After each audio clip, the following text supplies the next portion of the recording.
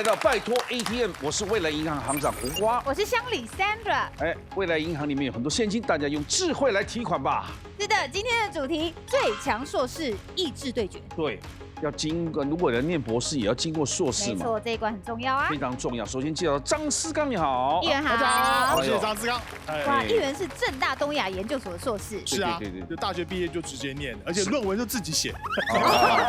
听出了什么？这个暗示什么呢？没有暗示，鼓励大家自己写论文，是不是？是的。这是北投市林区。对，在北投士林，我们的幅员很广，从圆山到快靠近金山，都是我们北投士林的范围，很广。对，但每次都想问，到底为什么会想从政啊？哦，因为这也是因缘巧合啦。那时候比较年轻的时候，在帮人家助选嘛，会上政论节目啊，上一上觉得说，不知道那民意代表平常在做什么事情啊，所以我们就去选了，一直到现在。好，接下来介绍许淑华议员，你好，好。最美丽的议员。大家好，大家好。那他本身是北艺大的文化资产跟艺术创新的博士哦。对，而且他是我们选区的哈。啊，谢谢啦，也是我选区，我是松山，你是信义。对，谢谢，会吃一票。对，我们也是松山信义的一人一票。一人一票，一人一票。那请问一下，你怎么当初会参加选举？人家是因为政论节目最后就去选。契机哦，我就误入歧途啊。哦，当时就是学运嘛，那时候就看到有很多的公共议题需要被关注，是。然后那时候还有非核家园呐，哈，那就看到福岛核灾的事情，就觉得台湾要非核家园，然后就去抗议的。那抗议以后，后来就投入这样子的一个工作领域，然后就觉得人民真的需要照顾，人民真的需要帮忙，所以呢，我就。你知道吗？年轻总是有很多理想嘛，所以我就非常理想，然后就开始。他是非常热血，因为所有场合都看得到他，充满了活力。谢谢许淑华议员。接下来介绍是詹委员，你好。一座好，也是松山信义选区的。对，松山信义，所以现在松山一票，信一票，刚刚好。刚刚好。然后他是政大东亚研究所的硕士。是，你是怎么样去选议员？对啊。选议员哦，就是我之前的那个老板叫丁守中他这个立委连任好几连霸，然后这个选市长，没想到我参与了之后，你也是立委落选了，然后市长也选输了，然后后来突然发现讲说，好像老板好，靠老板好，老板还是会倒，那不如自己出来，命运掌握在自己手中。我觉得他不错啊，当然啊，对，而且我们结缘听说还是不是很久以前，不是今天哦，以前上过瓜哥一个保龄球的节目 BJ Go 啊，BJ Go，对，然后那时候我刚考上研究所，政大东亚然后我就在瓜哥节目说，我立志要成为全台北市最年轻的里长，哎呦，没想到这愿望可惜没达成，因为变成议员了。哇！欢迎你来，谢谢张委员。还有张凤书，你好，好久不见啊！大家好。凤书姐是台大的 EMBA。可是你都演戏为主嘛？为什么想要去念这个？因为那个时候就会觉得自己的那个圈子啊，比较限于在娱乐圈，很想要跳出去看看。那刚好小朋友那时候念了幼稚园，我白天空下来，然后我也因为照顾他，所以我其实也没有办法正常做这个演艺工作，到就是就演戏啦，所以就想那去念书好。对。那所以那个时候去考了，所以他们可能也觉得蛮新鲜的，叫艺人来考。所以那时候就继续念。接着介绍廖世强，大家好。廖世强之前节目我们就也知道他的厉害了，很厉害，对不对？他是台大医学研究所的博士班，而且另外一个更酷，他是台大跟东京大学，真的那是东京大学的双硕士。对，就是跟灯塔同音的那个东大。这5位都非常的优秀了啊！我们介绍我们2位专家，首先超人气新闻主播沈景阳主播，欢迎。主播呢，专访过上百位好莱坞的巨星呢。是的，接下来就是美女中医师罗佩玲，中医师你好。医师呢本身也是中医诊所的院长，欢迎。来进行第1回合存款争夺赛。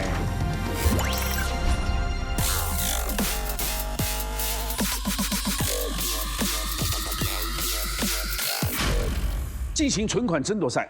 这回合呢，轮流作答，每答对1个答案就是2000元的存款。那这一回合总共准备了5万元，请大家抢完为止哦。这一题呢，由我们主播沈景阳来举圈或叉，我们也要请抢答才能按铃了。Sandra，请出题。在商场上能听到许多理论的名称，都与昆虫或是动物有关，比方说蝴蝶效应。请问还有哪些与昆虫或动物有关的理论名称呢？你讲了。太快，是刚我还没讲，请讲。对，不行，请他压在我的声线上就是不行，你不能再按了，你不能再按了哈。公正不阿。来，请抢钱。好，没有了。还有一个笨蛋来了，他是早抢，你是听错，你们俩都不能按了。哎，请抢答。好啦，世祥。黑天鹅，股市不是最近有很多的黑天鹅？黑天鹅效应。对，好，对或错？正确解答。黑天鹅效应是不好，对不对？风暴要来。它就是那种完全没有办法预测到的风暴或不确定因素。突然间。对。来，石刚。来，它鲶鱼效应啊。哎呦，就是说我们在一缸金鱼里面，大家悠哉的游，对不对？大家舒服过日子。但是我这时候呢，丢进一条鲶鱼，那鲶鱼速度快，然后会吃其他的小鱼，其他鱼就会奋力向前游，不要被吃掉。这个就让大家一起向前走。正确解答就是外来种刺激原生种向上的一个动力。好，如华。有一个，其实它商业界有最在意的就是，如果发生事情的时候，公关处理能力要非常强。就是在商场上，所以有一个叫做鲨鱼理论，也就是说，如果今天要是这个事件发生的时候，我如何在第一个时间做立即的回应，然后把这个议题再抛到另外一个，然后再把自己形象再做回来。这题我想要算一半。哪有一半的？哪有一半的？我们给1000吗？鲨鱼理论呢，是指说，其实鲨鱼它天生是没有标这个器官的，也就是说它会往下沉。那鲨鱼呢，它必须要靠着一直游动，然后让自己变强，所以它等于就是说先天条件不良，然后还要创造新的条件来突破劣势，这个叫做鲨鱼理论。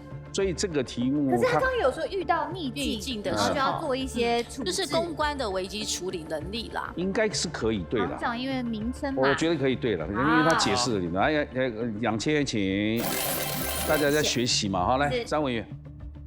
这个有黑天鹅效应，就有这个灰犀牛效应。灰犀牛，它刚好是相反的啊。刚刚那个市长有讲到，黑天鹅是这个突如意外的那个重大的灾害导致个经济的问题啊。灰犀牛比较像是一直都存在生活周遭的重大影响啊，譬如说像美国刺激房贷，大家都花很多钱，一直不断借钱来干嘛？看起来经济就是要垮台，但大家都故意视而不见。等到累积到一定的状况之后，开始就垮台了这样。对或错？正确解答。恭喜2000。接下来凤叔。要有一个叫羊群效应，就是很简单2个字，就是盲从。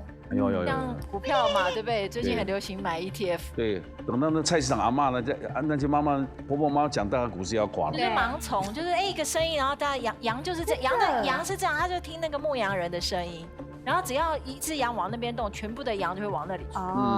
羊大家就盲从。答对了。哎，增加2000。世祥。我就继续延续财经的话题好了。有没有听过吃鱼理论？哪个？鱼就在海里面游的鱼，就是很痴情的鱼。吃不是吃这个鱼，吃这个鱼的。对，因为他就形容说，我们在股市在进行交易的过程当中，其实你买的时候，有些人可以吃到鱼头，有些人可以吃到鱼腹，然后甚至到整个鱼尾，整条鱼都可以吃到。那你什么时候出手，什么时候要上车下车？那有些厉害的人他可以吃到鱼尾，有些的人可能吃到鱼头，他就可能就必须要离开了。OK， 就吃到鱼头比较糟糕是吧？对，吃到鱼头就是你赚的最少的，你再把最精华的鱼肉的部分，通通都没吃到，吃干抹净了。对，那你就根本就是你连进场就不该进场了。吃鱼理论对或错？吃鱼，答对。其实多好。张世刚。那还有那个黑犀牛理论呐。灰讲过了，黑也有啊，黑也有啊，对啊，他讲灰犀牛，你讲黑犀牛，你讲黑犀牛，那待会谁要讲白犀牛呢？没有白犀牛，黑犀牛理论对或错？对啊，错没有这个的。对，我们也没听过黑犀牛理论呐。灰犀牛理论，对，来接下来说话。还有一个叫做螃蟹理论。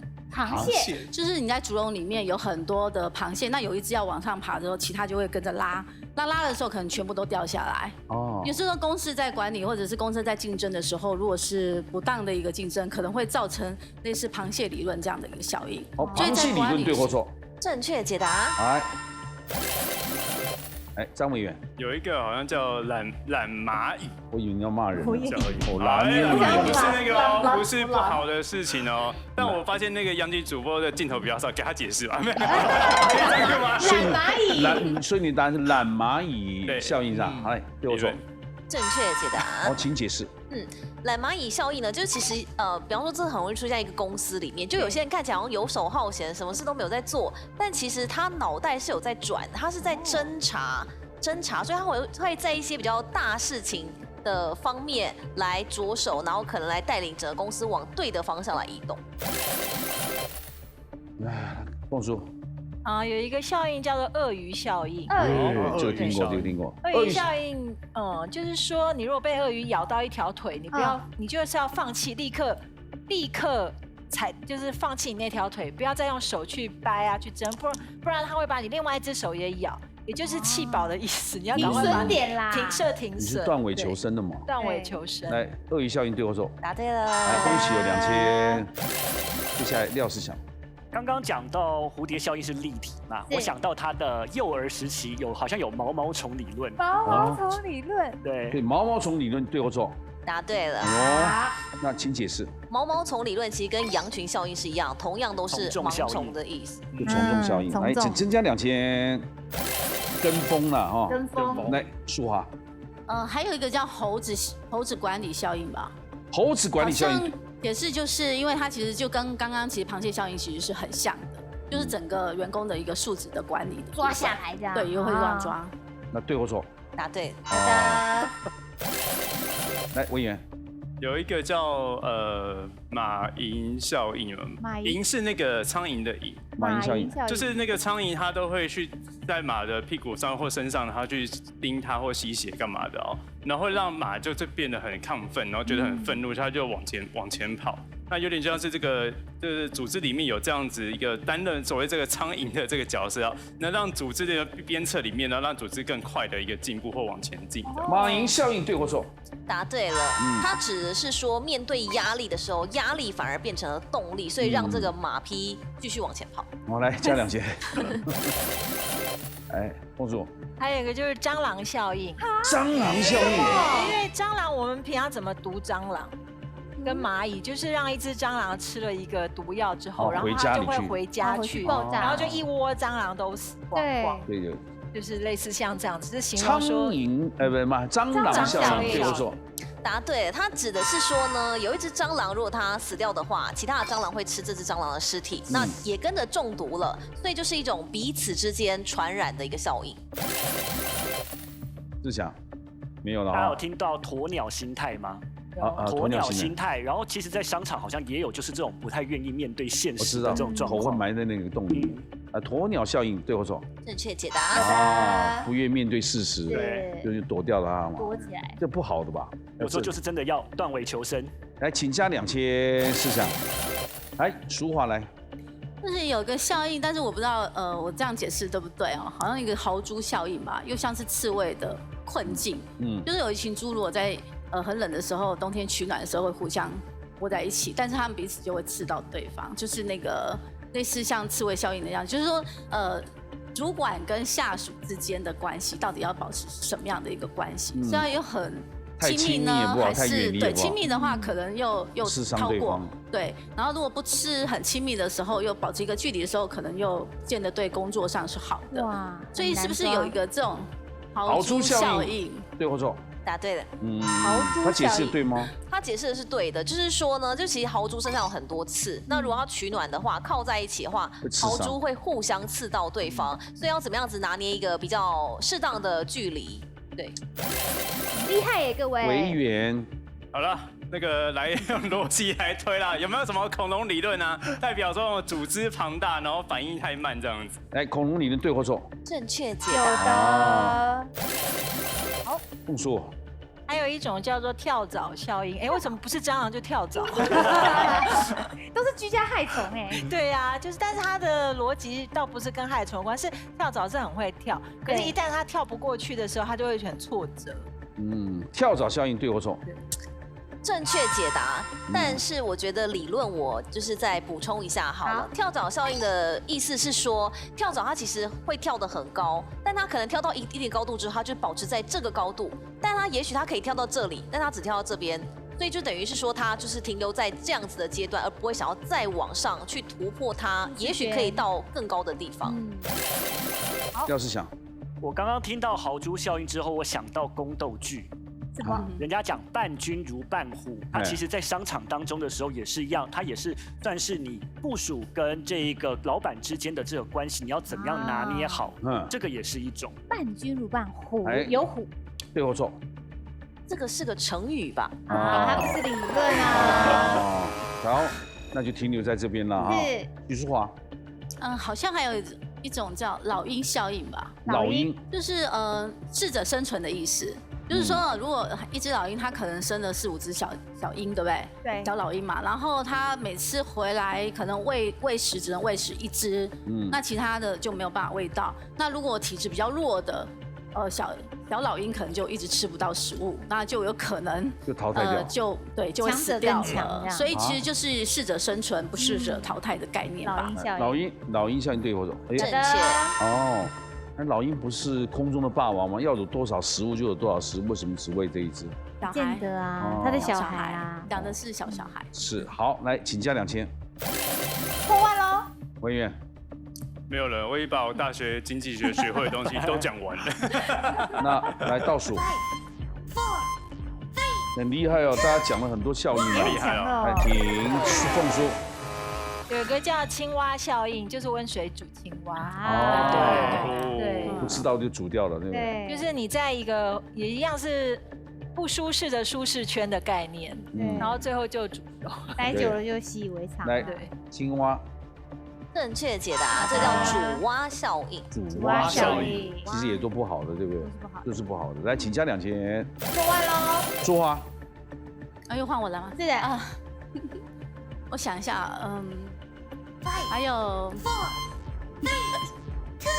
我也想不出来了。已经很多了，1万了，够厉害了。剩凤树你一个，后面还有12000啊，我有记得一个，一个叫但是那个一定要活的动物吗？动物死了可以吗？你讲。有个叫生鱼片效应什么鱼片？它就是说，这是好像是经济学里面，就是说跟你刚刚那个鱼头鱼有点像。我知道是什么了，但是我不能帮你解释。不能解释。对，因为它好像是说，一只鱼最新鲜的时候，你一定要先宰了就生吃。对。那一片是最好吃的，然后价格也是最高的。对。可是如果你不先吃这一片生鱼片的话，你把它拖变鱼干的时候，它就没有价值，比较相对比较价值比较。生鱼片理论对或错？ Sorry， 生鱼片应该是食物啊，它是食物，虽然鱼是动物，所以我刚好先问说是不是可以？对，我们不能回答你可不可以，因为的确生鱼片理论就是讲说，你像比方说我们推新的节目、推新的产品，一定要尽快。 做到最好，那是最新鲜。对，然后假如说你过了1个月、2个月，过了那个势头，可能就失去了新奇。我了解，它的价值就没了。对，就像大家拍8点档，前面3集一定是花大成本，到第4集就哩哩啦啦，差不多这个意思嘛，对不对？那我们的节目呢？我们是8点一直保持着巅峰的状态。那个小朋友帮我们做宣传广告，不遗余力啊。有啊，里面最不努力就 Sandra。哪有我很努力，好不好？你不是要帮我们写吗？ 我都说 Battle ATM， 拜托拜托啊，拜托。那效益蛮多的了啦，有什么要补充的吗？还有补充？补充一下好了，比方像是蜜蜂效应。蜜蜂效应呢，就是说有人做实验，把蜜蜂还有苍蝇放在同一个玻璃的透明的瓶子里面，让他们怎么找出路。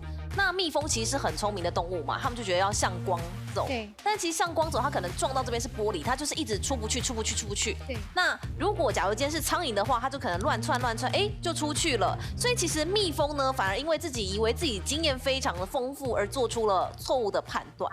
好，谢谢。那现在奖金呢是我们来宣布一下啦。目前呢，思康议员2000，淑华议员1万，维园议员8000，凤书姐1万，世香8000。 后面还有12000还没抢完哦，接下来由罗佩玲医师来做对或错来，请出题 ，Sandra。中药材不只可以用来治病或是补身体，请问中药材还能应用在生活中哪些地方呢？金强的，请说。辟邪啊，辟邪膜，辟邪对或错？答案是正确。啊，请加2000。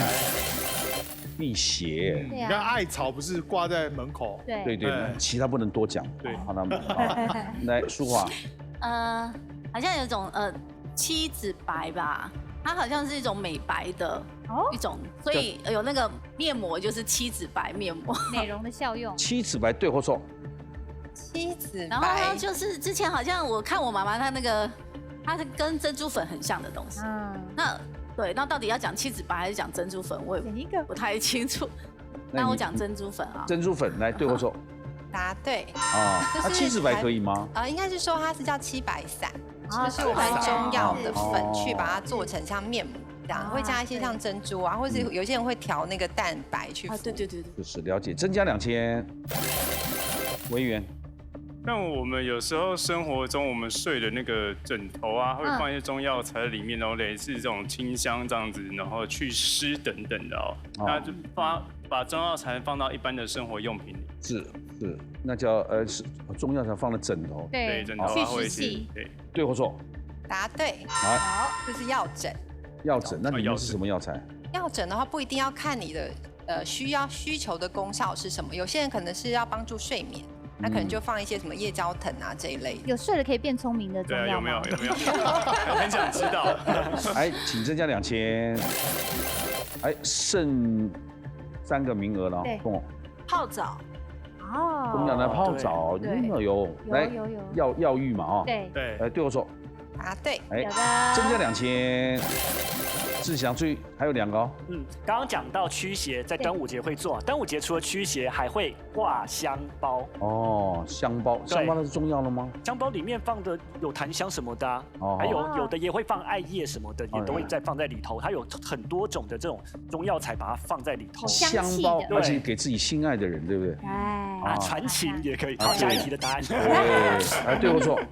答对。来2000，最后一个张思刚。来熏香，让这个室内的这个空气啊有镇静作用，镇静啊，舒缓啊，然后让大家精神比较爽快。对，来对或错？答对。增加2000。哇，讲完了。对，确实，我们中药材的话，就是除了内服，它还是可以外用嘛。但外用的话，它很多其实它是可能是磨粉的，像刚刚讲的是香包啊，或是药浴包啊这些。那有可能是它原本就是在晒干的时候，它晒得不够干，然后里面呢就可能会有一些像霉菌啊，或者是虫卵啊这些部分，所以这个部分要特别注意。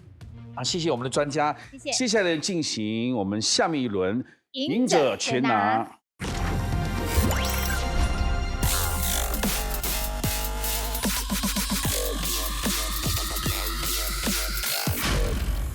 接下来进行赢者全拿 ，Sandra。在这一回合呢，不是轮流作答，同时作答，累积奖金，进行3轮，每一轮最后剩下的那位可以把账户的金额全部灌到自己的账户，赢者全拿。总共进行3轮，这时候没有请抢答，就是 A、B 选项了。赢者全拿第1轮，请出题。发生意外时，知道自己的权益很重要。请问，遇到下列哪件事可以申请国赔 ？A. 地震导致房屋倒塌 ；B. 走路时被行道树砸伤。不用抢，作答。我刚刚说 A、B 请作答，你可以按 A 或 B 了。A 或 B。好，那如果被那个人家房子的瓷砖掉下砸到呢？那要看是谁家的房子。对，找那谁家房子谁赔。那一栋楼的管委会要负责。有的地震真的这样，好的区域的瓦片就会掉哦，对不对？除非你是被市政府的外墙，就是可以申请国赔。但市政府也可以再跟建商求偿。这个是申请国赔啦，对不对？来，国赔。请公布正确解答。正确答案是。第一，走路的时候被行道树砸伤，依照国赔法的规定只要公有公共设施的设置或是管理有欠缺，损害人民权益的时候，国家就应该负赔偿责任，就可以申请国赔。但如果是人力没有办法抵抗的自然因素，比方说像地震啦、台风啦，发生了什么事情的时候，客观上国家比较不是国家的责任，那国家可以主张免责。来5000万，下面一题，请出题。《三国演义》中的经典故事有虚构的，但也有真实发生的。请问下列哪个故事是真实发生过的 ？A. 草船借箭 B. 三顾茅庐。这个就难哦，请作答。作答。一定有不同意见嘛，作答。你为什么最后按三顾茅庐是真实的？为什么？为什么？就是怎么大家都没有看？有啊，就是基本上就是他们去求诸葛亮出来嘛。对。好，然后呢，1、2、3，第一次不在家，第二次呢，这个弟子说呢，他出去这个郊游了，然后呢，第3次呢，他才渐渐见到刘备，还渐渐见到诸葛亮，把他求出来嘛。你认为这个事是真的嘛？对。那草船借箭呢？草船借箭。这个就很难说，我觉得虚拟的程度大一点，因为有的时候会美化诸葛亮的这个才智。那有2个选 A 的，维园呢？因为在《三国演义》里面，其实诸葛亮是被比较美化的。那三顾茅庐是要呈现诸葛亮很厉害、很聪明，然后所以3次去请他，然后终于出来的这样，所以比较像是一个虚拟的故事。那草船借箭就是一个战术嘛，对吧？那战术在很多兵法里面或者是实际战争上，我觉得比较容易实际发生。因为我记得草船借箭是真实有发生，但是他不是讲诸葛亮，是在讲周瑜。有念书了好不好？对不对？请公布正确解答。正确答案是。一三顾茅庐，它是真正发生过的事情哦。最早见于诸葛亮写的《出师表》，里面就提到刘备三顾臣于草庐之中，咨臣以当世之事，由是感激。而正史《三国志》里面也有简略的记载哦，凡三往乃见。因为《三国演义》毕竟它是要增加一些故事性嘛，所以写的比较让你觉得悬疑感。《三国志》就是正史哦。对，《三国志》是正史。2位请到旁边休息一下，稍作休息。来加3000块等于8000。下面题，请出题。交友软体是现代人脱离单身的神器。研究发现，男生在交友软体上放什么照片，配对成功率会提升 ？A. 表情自信的照片 ；B. 露齿笑的照片。请作答。好啊，表情自信的照片，来演一张。露牙齿微笑。你这笑的蛮假的。对，你笑一下，应该表情自信。露齿而笑，你看 A。喂，好，请公布正确解答。正确答案是 A， 表情自信。而且男性在照片中要怎么笑呢？嘴角微微上扬，露出自信的表情。好，你可以去玩交友软体了，因为你在交友软体中脱颖而出的几率呢，高达104%。表示我们许议员看的是露牙齿，没错。而露齿的笑呢，它跟你配对成不成功的几率关联性比较小。请到旁边坐。谢谢。我怎么输在这里啊？奇怪了。抢下来，增加2000。啊，1万喽！下面题，请出题。许多人都会害怕得到失智症。医学研究证实，做下列哪件事能够降低罹患失智症的风险40%？A. 多练绕口令 B. 打流感疫苗。请作答。吃葡萄不吐葡萄皮，不吃葡萄倒吐葡萄皮，是不是？这样会和尚端汤上塔，塔滑汤洒汤塔。对，哎呦，对，这样你多练的口才就不会打流感那失智的严重。你要打疫苗打到呢？但是流感。很多东西是宣导没错，但是毕竟打进去的东西，你还是自己的抵抗力要够。体质不一样。对啊，来，请增加2000。还没公布答案，公布正确解答。正确答案是。B 打流感疫苗是吗？真的，医学研究证实，应该又是来宣导的吧？没有，还用10年之间来研究。10年之间，如果至少接种过1次流感疫苗呢，得到失智症的风险会降低40%。原因是为什么？因为呢，流感疫苗呢活化你的免疫细胞，也可以帮助他们清除废物。所以要这样想的话，流感疫苗是可以防止失智症的哦。因为我们跟医学绕口令好像没有直接正相关哦。对啊，绕口令里面你有训练那个脑力啊，对啊，还有说节弹钢稿感琴啊，对，各种都行。是啊，我打流感疫苗，看到这个我也觉得是不是应该去打一下？这是卫生署置入的还是什么？不是啊，这是真的吗？真的，我们不能真的。是想讲一下，帮我们佐证一下。真的，因为我们之前在学那个就是在学那个留宫位的时候，他就有讲到这一件事情。你怎么快失智的感觉？不是啊，不是，因为我现在在捶胸顿足说这一题怎么不是给我？先不要后悔，往前看，帮我们好好解释一下嘛。好，这个的话就是说，它流感的这个疫苗，它其实会让我们的免疫系统活化，那它就会降低说失智症的风险。我们就之前有学到这样子的理论。哦，原来如此，所以它是真的，对不对？因为它就等于说让你的身体的机能活化了。对，好，来，请3位回来。回来了，回来了。这一轮怎么办呢？东正完第1轮就没拿奖，你这1万留着啊。好，看谁多，谁赢了就加到谁的身上就好了。第2轮呢，第1题请出题。台湾居然被列为最危险的国家之一，请问主要原因为下列何者 ？A. 生育率为全球倒数第1 ；B. 太集中发展半导体产业。请作答。请作答，请作答。好，志强是这样认为吗？就荷兰病是一个问题。那再来的话，就是因为其实上次这次的地震，就大家发现说，太过于集中半导体在台湾是一个很大的风险，不管是地缘政治或天灾风险都是。所以现在有开始要在全球布局的概念，所以我觉得我会选 B。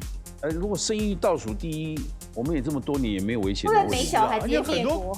南韩也常常倒数第1啊。对呀，那淑华的意见呢？因为其实竞争力不是短时间看得到啦，那其实长时间下来确实是一个很大的危机。那如果我们现在不因应的话，其实事实上你看，你生小孩养到大还要一段时间。对。那日本其实在20年前就开始注重生育率的问题，所以他们现在开放的是移民政策了。所以我觉得其实生育率并不是我们短时间一触可成，所以这个才是现在面临最大的危险。台积电可能会一直在，可是我们可能下一代的人就少一半。对，那少一半不是很好，食物也比较充足。是我们没有生产力，没有生产力，没有生产力。你才知道，现在找不到木工、土工，俩老外都没啊。来，请公布正确解答。正确答案是 B， 太集中发展半导体产业。Google 台湾区的前总经理表示我们会被列为最危险的国家，是因为我们产业太集中了。比方说，台积电市值就占台股超过30%，而且直接等于台湾一整年的 GDP，这是因为非常重要，被列为危险因素的最重要原因。太集中的一个公司，而且单一产业跟公司，对，这就是刚刚讲的荷兰病，太过集中发展半导体，对呀，这个就蛮危险，一倒就全部倒了。来3位，请到旁边休息一下啊。来，请增加2000，12000了。对，而且有时候人家想法你根本不知道，就是我得不到的，你也不要想得到，那你就很惨了，对不对？就会毁掉这些。对，玉石俱焚的时候。接下来一题，请出题。连马斯克都在用的市场策略，请问蓝海策略指的是下列哪种市场上的竞争方式 ？A. 降低产品利润 B. 创造全新市场，请作答。创造全新市场，思刚。那蓝海跟红海刚好2个不一样嘛，红海是彼此那个血流成河，利润杀到最低吗？竞争，然后压成本。但蓝海策略是避开最主要的竞争波段，然后呢，去创造一个全新的市场，让大家感到这个市场特别棒。你看，所以他之前就是特斯拉电动车就创造一个蓝海市场，大家觉得现在电动车第一品牌是想到特斯拉，没错。请公布正确解答。正确答案是 B， 创造全新市场。蓝海策略呢，这个市场策略讲求的是创造全新的市场空间，跟发现消费者的新需求，不要直接跟现有的竞争对手竞争。来增加2000。好，接下来一题，请出题。想说出一口好英文吗？英国大学研究发现，做什么事情能够提升外语口说能力，发音还能变得更准确 ？A. 练习一段饶舌 B. 喝少量的酒，请作答。我要先讲2个人如果连续3题都答对，奖金是均分的。现在是第2题嘛，对不对？我不知道对还是错了啊。来，请公布正确解答。正确答案是 D 喝少量的酒。英国大学研究结果发现啊，你喝酒的时候有2个状况，一个是你会比较没有那么自己觉得说，哎呦，会不会我讲的不好？这个矜持就抛在脑后。那第2个呢，是说，其实说真的，你在喝酒的时候，你的五官你的放的比较松，那你的舌头也会比较松，就比较不会那么的揪住，那你讲外语就会更流利啦。没错，我自己就这样。我也是，喝醉完全就会摸。没有，我觉得我日文就是在居酒屋练。喝的很敢跟人家对话。大家喝那个浓密后代，就是喝到饱的，就各式各样酒，2个小时，大家这边开始乱喝一通，以后我跟你以后我跟你事先上课，我先喝醉好了。可是你平常也很放松哎，应该不会靠喝酒了吧？来加2000，16000咯。接下来第3题，请出题。心脏是维持生命的重要器官，一定要好好保护。请问下列哪件事会导致心脏受伤 ？A. 做自由落体 B. 失恋。请作答。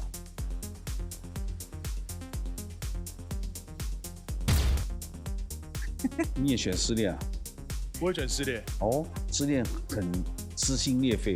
第一个撕心裂肺，第二个失恋，你会觉得很心情不好嘛，压力嘛，然后你的心脏可能就喘不过气来，因为想到这么难过的情况。那做自由落体，因为每个人的身体的承受度不太一样啊。我们也很少听到说做自由落体啊，导致心脏受伤，但是失恋会受伤。可是坐云霄飞车都有警语啊，对，就是心脏病的不要做嘛，免责声明。对啊，那失恋是蛮痛的哈，因为我听说心碎是真的有歧视，对，有的可能1年2年都没走出去，对啊，对不对？对，物主会心脏受伤。是，正确解答。正确答案是 B 失恋。我们在说 heartbroken, you break my heart， 这不是开玩笑的，因为我们很悲痛的时候，我们心碎症候群怎么说呢？我们心脏的收缩能力会永久的影响到，比方说，因为我们心脏的部分肌肉细小的伤痕，那个伤痕就会让我们心脏的弹性变得比较差，那心脏的收缩会影响啦，导致你输出心脏的血液量会变少。那至于说做那个自由落体的话，如果真的会伤到心脏，那谁还敢做？游戏不能玩。对，好，加2000，因为连续你们3题都打成平手，18000，9000进张思刚的户头，追上来喽，9000进廖世祥的户头，3位请回来进行第3轮。哇，大家都很接近哎。第3轮结账轮呢，请出题。在财经界有一个擦鞋童理论，请问当有人提到这个理论时，代表股市的走势如何 ？A. 即将下跌 B. 平缓爬升。请作答。好，维园。感觉起来吗？擦鞋童就是说，当我经济比较好的时候，我才会找人来帮我来擦鞋嘛。所以如果遇到擦鞋童的话，代表说是往一个比较平缓上升、比较龙井的方向。志祥，擦鞋童理论，我记得是当连擦鞋童都在跟你讨论股票的时候，就完蛋了，就表示说这个市场已经过热了。就是我们刚刚讲的嘛，蔡奇亚都能讲啊，对，没踩阿波啊来讲，他们差不多不斗啊。正确答案是 A， 即将下跌。为什么这么说呢？通常我们觉得擦鞋童他是经济比较没有经济弱势嘛，如果他都把他仅有的资金拿出来投资的话，而且还能跟你报名牌的时候，你就知道说，哎，这个市场已经过热，没有多余的资金可以进来了，那股价可能很快就要大跌了。以前那些股票达人就请艺人吃饭喝酒，报的牌没有一次不跌的。3位请坐。我要坐回去。拜。相信自己投资没有那么专家的，如果有专家他自己还不投资自己啊，对不对？来，增加2000。回到他们2个的对决。来，请出题。早期的审判方式五花八门，请问在中世纪的欧洲，犯人只要通过什么试炼就能够被判无罪 ？A. 一次吞下整块干燥蛋糕 ；B. 一次喝光水缸里的水。请作答。一次喝光水缸里的水，张思刚。这个因为你要经过什么样的试炼？因为你喝光，把这水通通喝光了，然后代表说你对大家的一些质疑啊等等啊，都避而不答。我就通通都不闪过，我就光喝水，来表达我自己的清白，或者不愿意回答这些问题。正确答案是 A， 一次吞下整块的干燥蛋糕。其实有所谓的蛋糕审判是怎么说呢？如果你在说谎，你很紧张，你有罪的话，其实你这边你的唾腺这边会紧绷，干燥，所以基本上你这边紧绷的时候，如果干燥的蛋糕你根本是吞不下去的，你会噎死。所以如果你能够知道自己没有说谎，我是无罪的，他就可以顺顺的吞下来。所以这个就叫做蛋糕审判。3轮都比赛完了，我们要请 Sandra 来念一下他们的现在的奖金数目。好，志刚哥呢15000，然后淑华1元12000，维园1元1万。风叔姐12000，世祥19000。看到的时候，廖世祥奖金最高，所以请问今天的冠军得主进入最终战 Battle ATM。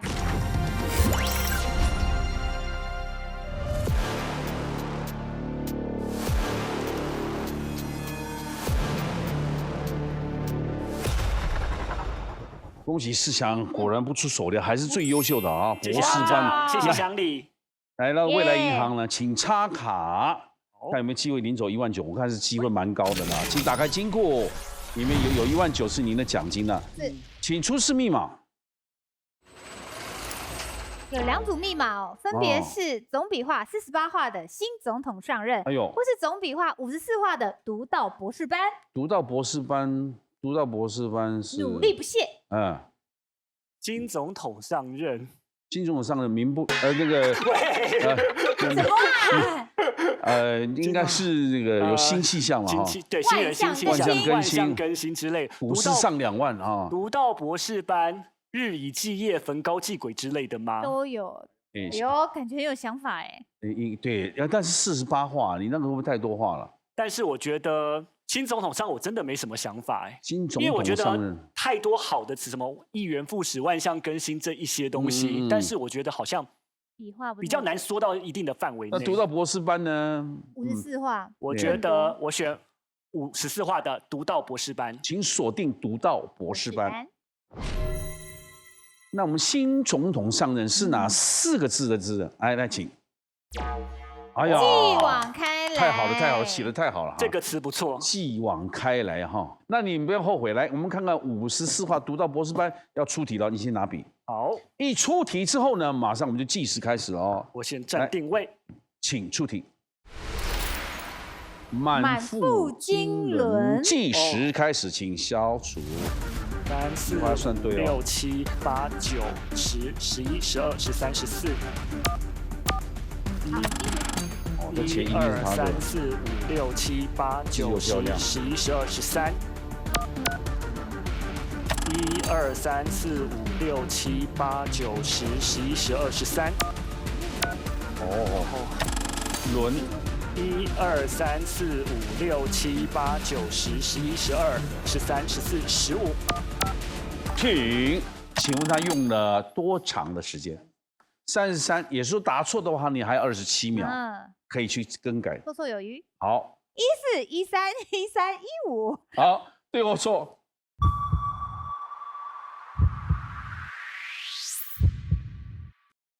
哎呦，总笔画几画？计时开始，看哪个字错。7、8、9、10、11、12、13、14。好。你用了几秒？43，你如果答错还有16秒。对，写字快就是好错。13，这前对后对都一样哎。14、13、13、14。哦，一生一世。哦，好棒哦。一世一生，好感人哦。一生一世。哦，来，对或错？